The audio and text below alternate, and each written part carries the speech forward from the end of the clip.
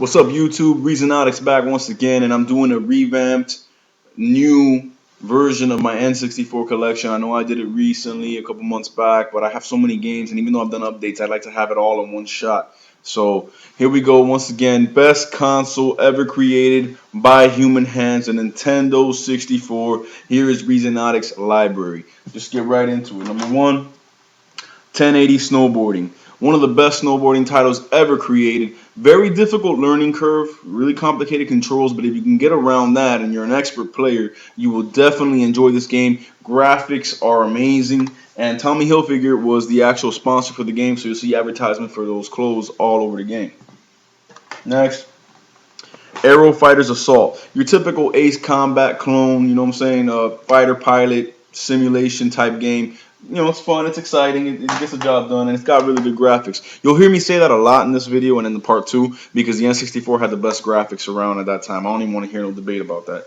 The very next game, Aero Gauge. This is your typical your typical futuristic racer along the lines of an F-Zero or a Wipeout. Very well done. You know, it's a little low budget, but the graphics are on par. The soundtrack is amazing. It's kind of challenging, difficult to master, but it's a very fun game.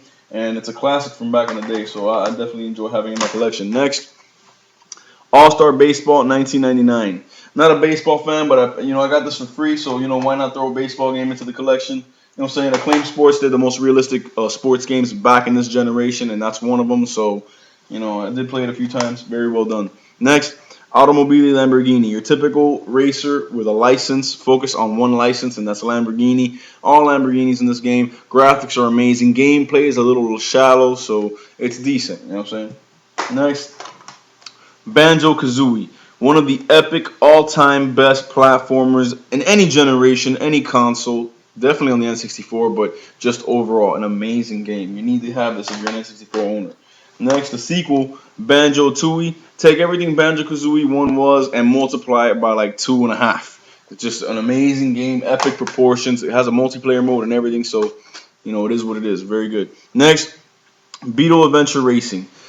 An over-the-top, crazy racing game with the Volkswagen Beetle license. It's called Adventure, not because it has an adventure mode like Diddy Kong Racing, but because every track has so many shortcuts and has so many different ways of changes throughout the race that it's kind of like an adventure.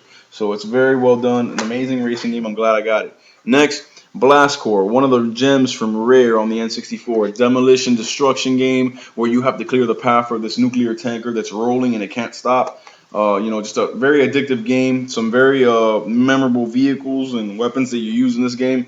Very well done. Love it. Next, Castlevania on the N64. Castlevania done in full 3D. Just like we got when we got Mario and took him to the 3D in the N64, and it was amazing. Same thing with Castlevania. Took a classic franchise, took it to the 3D realm. Epic, epic game. Next, Cruising USA, the arcade racer. Need I say more? An amazing arcade racer on the N64. Very next game, Dark Rift. A little known fighting game. Most people don't know about this game. It's one of the first 3D fighting games, one of the first fighting games on the N64. Very well done. Very good graphics, good music. Story is whatever. It's one of those low budget games, but it's very fun and it gets the job done if you're looking for a unique fighter. Next, Diddy Kong Racing. One of the best kart races of all time. Take Mario 64 and put it on steroids.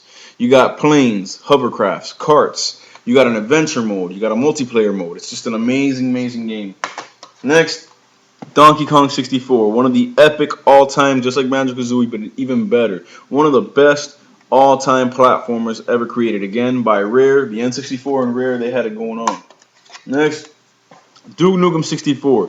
Classic first-person shooter from the PC era. You know what I'm saying? I don't want to say PC era because everybody plays PC. There's a lot of PC gamers today. But back in the early 90s when the PC gaming was hot, Wolfenstein 3D, Doom, Duke Nukem was one of them. And here it is on the N64. Fun first-person shooter.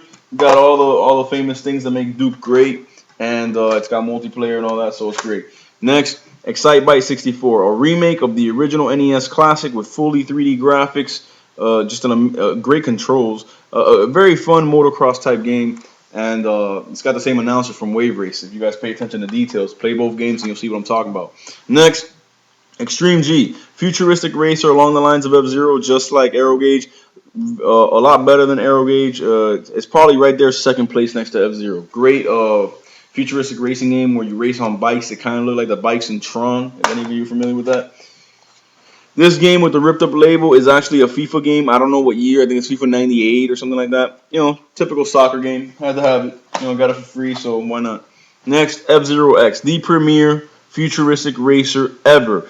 Ever since it debuted on the Super Nintendo to this version, the N64, to the GameCube version, F-Zero GX, which I also own. An amazing futuristic racer. Loads of racers to pick from. Crazy track design. Great soundtrack. Amazing. Next. 007 GoldenEye, best first-person shooter ever. Nothing will ever be better than this. Call of Duty, Halo, all those games get their success because of this game exclusive to the Big N. Hell of a multiplayer mode. If y'all don't know, you better ask somebody. Next, International Superstar Soccer 64, best soccer game of all time, in my opinion. I'm not a soccer fan at all, but for someone who doesn't like soccer, to be able to play this game for hours on end says something. Super fun soccer game. Next, Jet Force Gemini, another classic from the Rare camp on the N64, third-person action shooter taking place on different planets as you fend off an alien invasion. Amazing graphics, great sound, great controls, just Rare on the N64. It's amazing. Next, Legend of Zelda Majora's Mask. You can't tell on camera, it won't work, but I have the holographic cover on the gold cart. This is a sequel to probably the best game ever. One of the considerations for best game of all time, Legend of Zelda: Ocarina of Time. This is a sequel. Was very well in its own right. Just didn't live up to Ocarina of Time, but it's still a Zelda game and it's still amazing.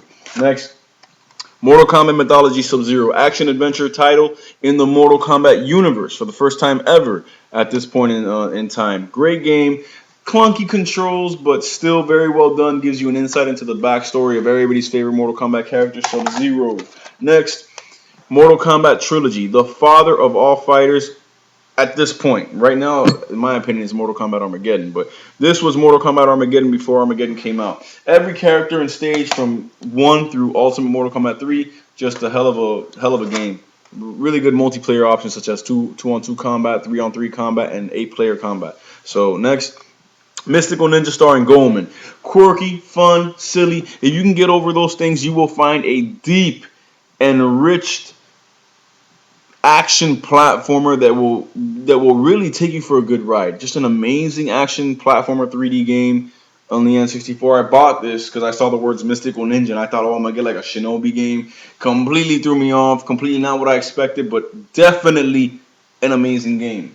Next, Namco's Museum 64, your basic collection of classic arcade games such as Pac-Man and Galaga and things like that.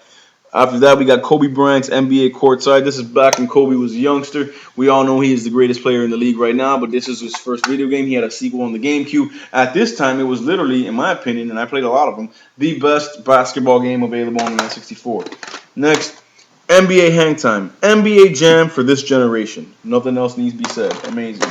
After that, we got Brett Favre and NFL Quarterback Club 99. And the NFL Quarterback Club was my football game of choice back in that generation. I'm not a big Madden fan. And it was the most realistic one. Again, Acclaim Sports made some of the best realistic sports games of that generation. Next, NHL 99. Standard hockey game from EA Sports. Ogre Battle 64. Best RPG, even though there was few of them available on the N64. It is the best RPG on the N64. Hell of a good time. I'm actually playing it now currently, so it's a very, very good game, and I'm not even an RPG fan, so that says a lot. Next, Perfect Dark from Rare. It is the spiritual successor and sequel to GoldenEye. Improved on everything that GoldenEye did and added some. However, I was not able to get into this the way I got into GoldenEye, maybe because I don't care about the character as much, but the game is definitely on par, if not superior, graphically to GoldenEye and gameplay-wise. So it is an amazing first-person shooter.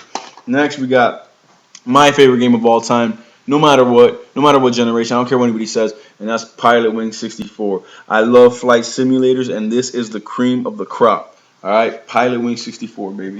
We're going to stop right there for part 1. We still got about half the collection to get through, so please tune in for part 2. God bless y'all and stay gaming. Nintendo 64, what?